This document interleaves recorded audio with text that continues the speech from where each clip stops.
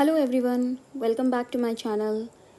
सो अभी हमने अपने 6 दिनों का टाइम टेबल कंप्लीट किया है, जिसमें we have done unit 1 and unit 2 of ethics. ठीक है, अगर हम इफ़ेक्टिवली देखें so we have done ethics and human interface, that is a first unit, and second unit जो हमारी थी दैट इज़ अ एटीट्यूड। ये हमने फिनिश कर दिया है। ठीक है, एंड मैंने आपके साथ डेली एथिक्स के जब भी वीडियो बनाती हूँ आपके साथ क्वेश्चंस डिस्कस करती हूँ, जो कि यूपीएससी पीवाईक्यू का एक क्वेश्चन होता है जिसमें हम स्ट्रक्चरिंग करते हैं। नाउ अब आपको स्टार्ट करना है यूनिट 3, जिसका टॉपिक है एप्टीट्यूड एंड फाउंडेशनल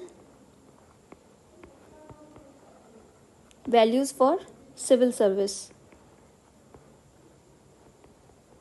ये टॉपिक हमें कंप्लीट करना है। ठीक है, इस टॉपिक को भी कंप्लीट करने में ऑलमोस्ट आपको 3 दिन लग जाएंगे। 3 डेज़ के अंदर हमें ये टॉपिक कंप्लीट करना है। तो इसको कैसे कंप्लीट करेंगे? फर्स्ट डे आपको करना है aptitude and foundational values for civil services. ये फर्स्ट डे कंप्लीट करना है। इसके साथ आप सेकेंड डे ही आप स्टार्ट कर सकते हो integrity, impartiality, non partisanship. Then third day आप कंप्लीट करोगे objectivity, dedication to public services, empathy, tolerance and compassion. And let me tell you, this unit is very important, क्योंकि हर साल यूपीएससी इस यूनिट में से तो कम एक क्वेश्चन तो पूछता ही है। ठीक है, now moving back to this question, UPSC 2023 में क्वेश्चन पूछा था differentiate moral intuition from moral reasoning with suitable examples. देखिए, एथिक्स में आपको ये कीवर्ड दिया जाए सूटेबल एग्जाम्पल या नहीं दिया जाए, आपको हमेशा एग्जाम्पल देने ही हैं। ठीक है, अब यहाँ पे डिफरेंशिएट है तो हम मोस्टली जहाँ पे भी क्वेश्चन आए डिफरेंशिएशन का, चाहे वो GS 1 में हो, 2 में हो या 3 में हो, हमें हमेशा टेबल बनानी है। ठीक है, तो मॉरल इंट्यूजन एक इस तरफ लिखा एंड मॉरल रीजनिंग इस तरफ लिखा। दोनों क्या होते हैं? मॉरल इंट्यूजन मतलब होता है कि आपका जो गट लेवल रेस्पॉन्स होता है that is called moral intuition, कि आपका जो भी इंट्यूजन कहती है gut level response to ethical dilemma. जो भी आपका डिलेमा होता है उसमें आपका अंदर की इनर वॉइस क्या बोलती है, that is a intuition, moral intuition. Moral reasoning होता है कि आपका कोई कॉन्शियस एंड रैशनल इवैल्यूएशन जो होता है ऑफ एथिकल चॉइसेस। दोनों के अंदर ही एथिकल चॉइसेस है, लेकिन एक के अंदर बोलता है कि हमारा इनर रिस्पॉन्स क्या बोलता है और इसके अंदर बोलता है कि हम रैशनल डिसीजन जो लेते हैं उसके हिसाब से। ठीक है, अब इसके अंदर हम ये एक इनर वॉइस का रीज़न होता है, इनर वॉइस इसके अंदर इंक्लूड होती है, और यहाँ पे आपका रीज़न होगा लॉजिकल, आपका जो आर्ग्यूमेंट्स होंगे ये उस पे बेस्ड रिस्पॉन्स है। ठीक है, अब एग्जाम्पल अगर इसमें हम देखें, एग्जाम्पल में अगर मॉरल इंट्यूजन के अंदर हम एग्जाम्पल देखेंगे तो हो सकता है कि आप किसी हेल्पिंग होमलेस, कोई रीज़न नहीं है, आपका गट लेवल कहता है कि हाँ हमें होमलेस लोगों की हेल्प करनी है, या स्ट्रीट पे हम कई बार लोगों की हेल्प कर देते हैं, तो वो एक हम मॉरल इंट्यूजन के बेसिस पे करते हैं। ठीक है, लेकिन हम यहाँ पे अगर हम देखते हैं तो डोनेशन आ सकता है, कई बार चैरिटी आ सकती है, जिसमें हम प्रो एंड कॉन्स देखते हैं कि क्या वो हमारे लिए सूटेबल है उस एरिया में जाना। लेट्स से अभी फ्लड आ रखी थी, तो वैनाड के अंदर फ्लड आ रखी है, तो वहाँ पे काफ़ी सारे डोनेशंस और चैरिटीज़ बेसिस पे होते हैं कि क्या हम फिजिकली वहाँ जा सकते हैं, क्या वहाँ का पेटीएम नंबर है, क्या वहाँ का कैसा हम किस प्रकार से हम वहाँ पे अपना डोनेशन जो है वो दे सकते हैं। तो this is a example of moral reasoning.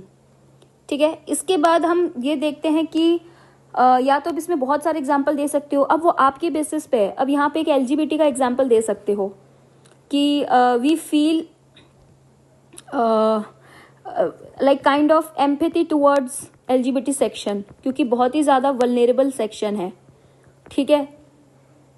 लेकिन यहाँ पे हम कोशिश करते हैं, सिमिलरली अगर एग्जांपल ले तो यहाँ पे हम LGBT को हेल्प करने की कोशिश करते हैं in terms of providing them education, in terms of providing their equality, equal access to the resources, क्योंकि हम यहाँ पे एथिकल चॉइसेस देख रहे हैं रीजनिंग लगा के कि एक ह्यूमन बीइंग है, उसको किसी भी प्रकार का कोई डिनाइल नहीं मिलना चाहिए रिसोर्सेज का। सो लाइक दिस आप यहाँ पे 3-4 एग्जाम्पल जो है वो यहाँ पे लिख सकते हो। जैसे फॉर एग्जाम्पल करप्शन के एग्जाम्पल लिख सकते हो।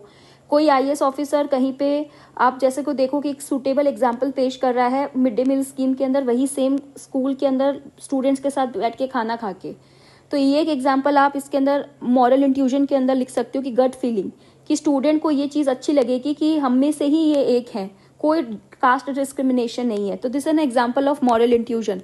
सो try to make your own example in this. आपको बस एक कॉन्सेप्ट पता हो, कॉन्सेप्ट पे बेसिस पे 1-2 पॉइंट्स लिख दो डिफरेंशिएशन के, उसके बाद आप जो भी लिखोगे वो सिर्फ और सिर्फ आपके एग्जाम्पल्स के होंगे, ठीक है। नाउ ये 10 मार्कर का क्वेश्चन है, तो एटलीस्ट 3 एग्जाम्पल लिख दो और 2 डिफरेंसेस लिख दो, that would be the sufficient.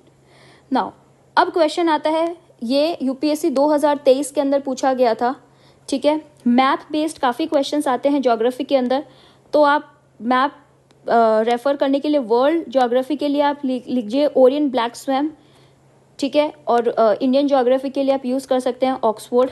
ये 2 मैपिंग जो है वो आपको यूज़ करनी चाहिए। सिर्फ मैप के अंदर आपको यही नहीं देखना है कि क्या कॉन्टिनेंट है, कैसे है, कंट्रीज़ भी आपको देखनी है। उसके बाद ये भी देखना है कि कौन सी कंट्री ट्रॉपिक ऑफ कैंसर पे है, केप्रिकॉन पे है, कहाँ पे डेजर्ट आता है, कौन सी वेस्टर्न साइड में है, कौन सी ईस्टर्न साइड में, तो आपको ये सारी चीज़ें भी पता होना चाहिए।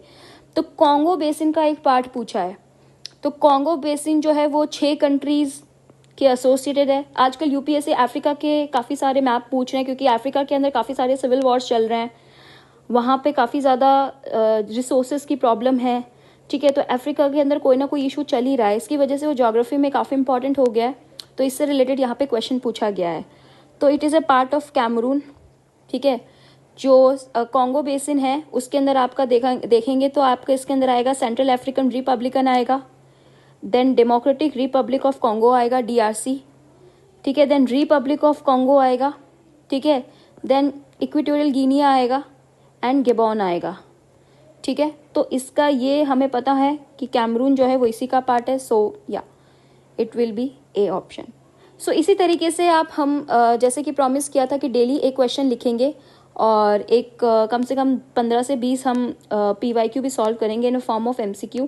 आई hope you are following the same thing. कोई भी दिक्कत होती है you can mention in the comment section. Then see you soon in the next class. Thank you so much.